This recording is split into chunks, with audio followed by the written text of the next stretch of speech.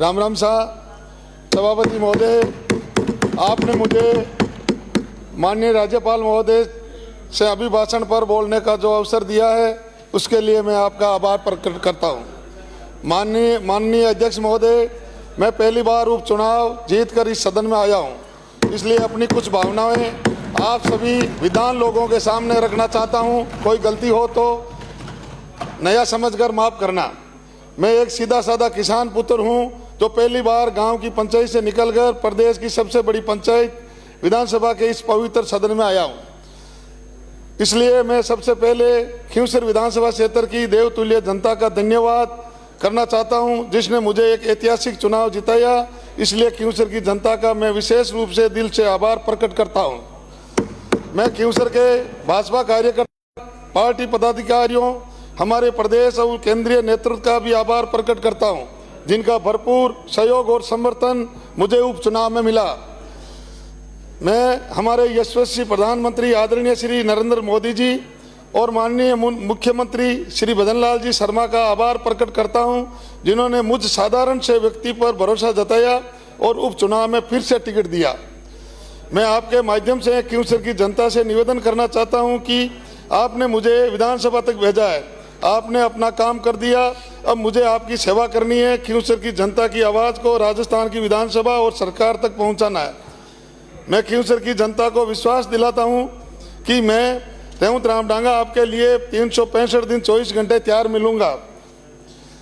कभी भी किसी को भी मेरे से कोई भी काम हो, बेझिझक मुझे बताओ, मैं आपका काम कराने की पूरी कोशिश करूंगा।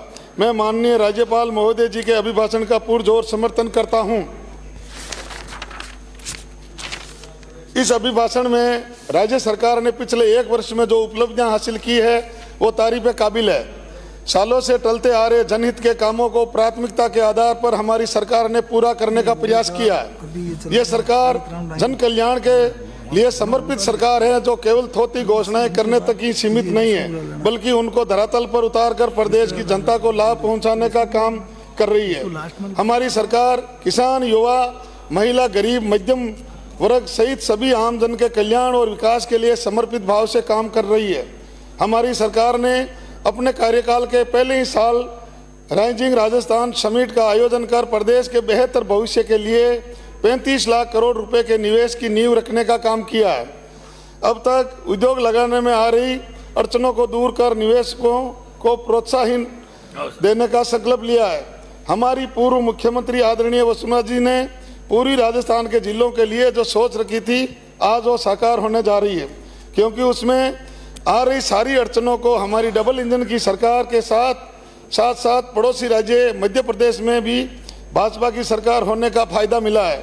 इसका परिणाम है कि आज राम जल सेतु लिंक परियोजना धरातल पर फलीभूत होने जा रही है। इस परियोजना से राजस्थान के 17 जिलों में 4 लाख हेक्टेयर भूमि को सिंचाई और 3 करोड़ से अधिक आबादी को पीने का पानी मिलेगा। राजस्थान का किसान मजबूत होगा तो राजस्थान की अर्थव्यवस्था मजबूत होगी, और अर्थव्यवस्था मजबूत होगी तो राजस्थान के लिए आदरणीय मुख्यमंत्री भजनलाल शर्मा जी ने जो 350 बिलियन डॉलर की अर्थव्यवस्था का सपना देखा वो निश्चित रूप से पूरा होगा। मुझे खुशी है हमारी सरकार में ये ऐतिहासिक और अभूतपूर्व काम संभव हुआ है। मैं मुख्यमंत्री जी से इस सदन के माध्यम से निवेदन करना चाहूँगा कि हमारे नागौर जिले सहित मेरे विधानसभा क्षेत्र खींवसर में भी भूजल स्तर काफ़ी नीचे चला गया है। इसलिए अब आप नागौर जिले को भी सिंचाई के लिए किसी नहर परियोजना से जोड़ने के लिए फिजिबिलिटी सर्वे करवाकर डीपीआर तैयार कराने के लिए अधिकारियों को निर्देशित करने की कृपा करें। मेरा आपसे अनुरोध है कि आप सीकर, चूरू और झुंझुनू जिलों में यमुना का पानी लाने की दिशा में आगे बढ़ रहे हैं, उनके साथ हमारे नागौर जिले को भी जोड़ दिया जाए तो हमारे जिले को भी लाभ मिलेगा। हमारा नागौर जिला इन जिलों का पड़ोसी जिला ही है, तो नागौर पर ही थोड़ा ध्यान देने की ज़रूरत है। हमारे नागौर जिले में पीने के पानी की बहुत समस्या है। पिछली सरकार ने जल जीवन मिशन में जो घोटाले किए वो सबको पता है। इन्होंने तो लोगों के पानी पीने पर ही डाका डाला है। हमारे पूर्व सदस्यों ने जो बात रखी कि जो नल पाइपलाइन बिछा दी, हर गांव में टंकियां बन गई, उनमें सप्लाई नहीं है। ये काम पूर्व जी सरकार का है। हमारे नागौर में घर घर पानी, जो आज कम से कम 1.5 साल से जो टंकियां बनी हुई हैं बड़ी तादाद में, उसमें एक बूंद भी पानी आज तक नहीं आया।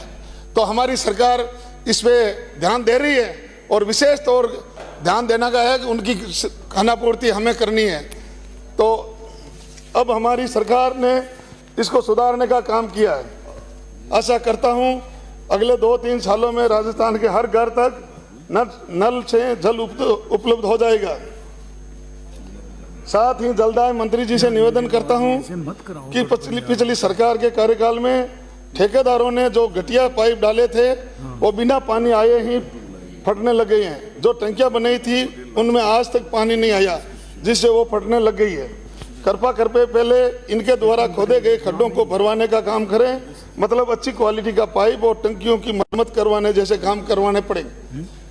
गाँवों में सरपंचों पर दबाव बनाकर टोंटी में पानी आए बिना ही एनओसी ले ली गई, इसकी जांच कराई जाए और जहां एक भी घर में पानी नहीं आ रहा है वहां की एनओसी रद्द की जाए। एक ये भी निवेदन है कि पहले उपभोक्ता से सहयोग राशि के नाम पर 1 से 1.5 हजार रुपए लिए थे, जिसे बाद में फ्री कर दिया था। जो जिनसे पैसे लिए थे उनको पैसे वापस लौटाया जाए।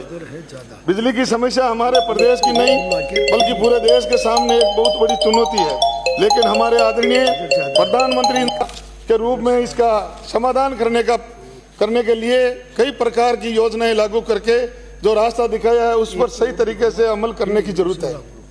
पीएम सूर्य घर मुफ्त बिजली योजना को ज्यादा प्रचार प्रसार की जरूरत है।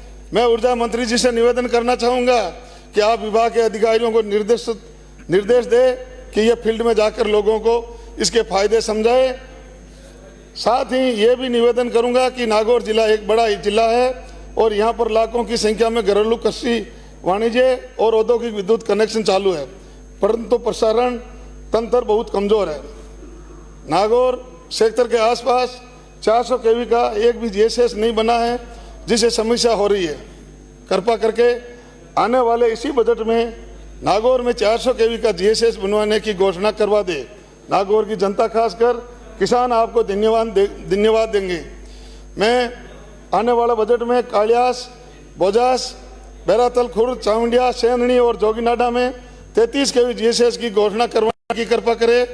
खिंवसर और मुंडवा में अजमेर डिस्काम का एक्शन ऑफिस खुलवाने की कृपा करे। पांचोड़ी, संकवास, कुचेरा, खरनाल में एइन ऑफिस और रूण में जैन ऑफिस खुलवाने की घोषणा कराने की कृपा करें। फिर खिंवसर में बिजली की समस्या लगभग समाप्त हो जाएगी। हमारी सरकार ने प्रदेश की युवा शक्ति के लिए पिछले 1 साल में ही 59,236 पदों पर नियुक्ति देकर जो कीर्तिमान स्थापित किया है वो आज तक किसी भी सरकार ने अपने कार्यकाल के पहले साल में नहीं किया। हर बार यही सिस्टम चलता